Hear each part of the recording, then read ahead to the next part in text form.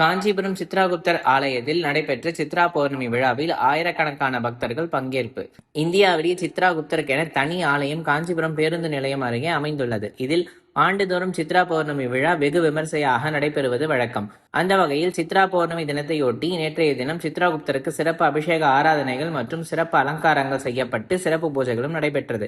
இதில் பல்வேறு மாநிலங்களில் இருந்து ஆயிரக்கணக்கான பக்தர்கள் நீண்ட வரிசையில் நின்று சுவாமி தரிசனம் செய்தனர். மேலும் ஏராளமான பெண்கள் தீபம் ஏற்றி வழிபாடு செய்தனர். இதில் பல்வேறு தரப்பினர் பொதுமக்கள் பயன்படும் வகையில் அன்னதானம் வழங்கினர். அந்த வகையில் வழக்கறிஞர் வள்ளிநாயகம், முருகன் பட்டு கூட்டுறவு சங்க தலைவர் முத்துச்செல்வம் உள்ளிட்ட பல்வேறு தரப்பினரும் அன்னதானம் வழங்கினர். இதில் மாவட்ட செயலாளர் V Somasundaram, R V Manivannan, KUS Somasundaram, வழக்கறிஞர் திலக்குமார், முன்னாள் பட்டு கூட்டுறவு சங்க தலைவர் வாசு விஸ்வநாதன், காங்கிரஸ் மூத்த தலைவர் GV மதியழகன், மாநகர தலைவர் நாதன், இளைஞரணி யோகி லோகநாதன், செவிலிமேடு பாபு, தென்னேரி சுகுமார், சந்தானம், முன்னாள் அமைச்சர்கள், சட்டமன்ற உறுப்பினர்கள் என ஏராளமானோர் கலந்து கொண்டனர்.